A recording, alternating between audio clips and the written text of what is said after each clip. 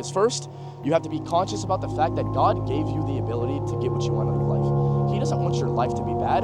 He wants your life to look like this. I'll walk around for a bit. He wants your life to be pure bliss. Why would God, a good, all-loving God, want you to suffer? He doesn't want you to suffer. If God gave you the ability to be the most evil person on this earth, I wonder what you can do for good then, right? Because let's say people that have killed millions and millions of people, if God gives us the free will to do that, God gives us the free will to get the most ultimate bliss out of life that we possibly can. Think about it. We have the power to be the most evil human beings. So how much power do we have to get what we want out of life and all the things that we desire? And where do your dreams and desires even come from? Because let me tell you something. If you're watching this video, you're special. You are. Because 99.9% of people, they don't believe in this stuff. They don't believe they can have a life that looks like this. They don't believe in any of that. So why do you? If you're watching this video right now, you need to first realize you're special. First realize that God is next to your side. What does that mean? It doesn't mean that God is going to guide you step by step, because here's the thing. He might show you some lessons here and there. Each path is different. If there is a God, which if you're watching this, you probably believe in God. I believe in God. I'm very strong in my faith in God. That means if there's a creator, everything has already been created.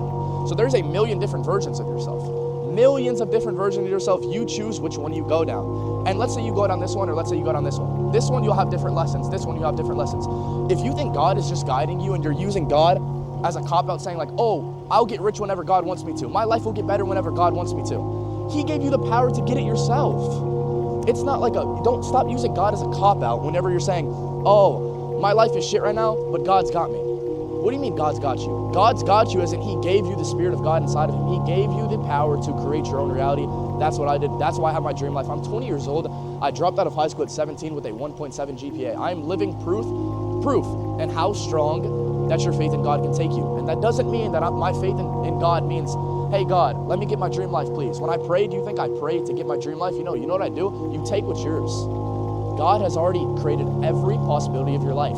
You take what is yours. Whether you want to be homeless, whether you want to be an emperor, whether you want to be a king, whether you want to be a millionaire, whether you want to be famous, you can get it all because He gave you the power to do so. You can be the ultimate piece of shit in life, or you can be the best possible version of yourself. He gave you the power to do so. So like I was saying is, first, become conscious about the fact that you can get the life that you want to live, and God does not want you to suffer. God does not want you to fucking feel pain at all. Now, you can feel pain. There's going to be a lot of pain above the way, but when we can put that pain aside and really realize how much that God is on our side by giving us a soul, what is our soul? You have the most ultimate power in your life ever, so take advantage of it. Look at this.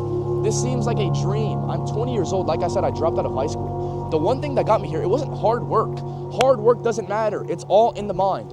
Your mind can only take you so far if you believe that it can't take you as far as possible. I believe that my mind can take me the furthest possible, which is why I'm here. I don't believe that there's ever going to be bad in my life, therefore there's never bad in my life. And that's how it works.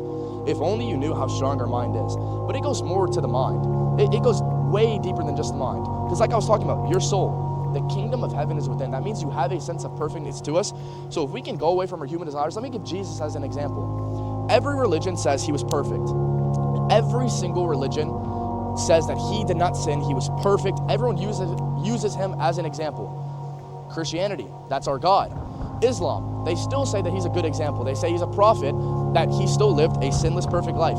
So if that's the one man, the one man in history ever that's perfect, I'm going to take what He did. What did He do? He never sinned.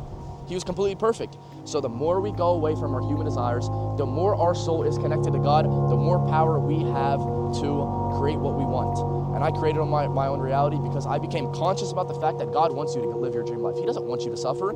So all you have to do is first realize, okay, God doesn't want me to suffer.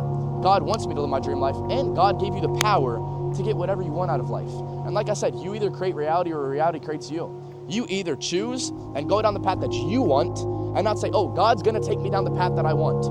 What does that mean? Do you think God has a set path that He wants to take you down? You don't have a set story. You make your own story, right?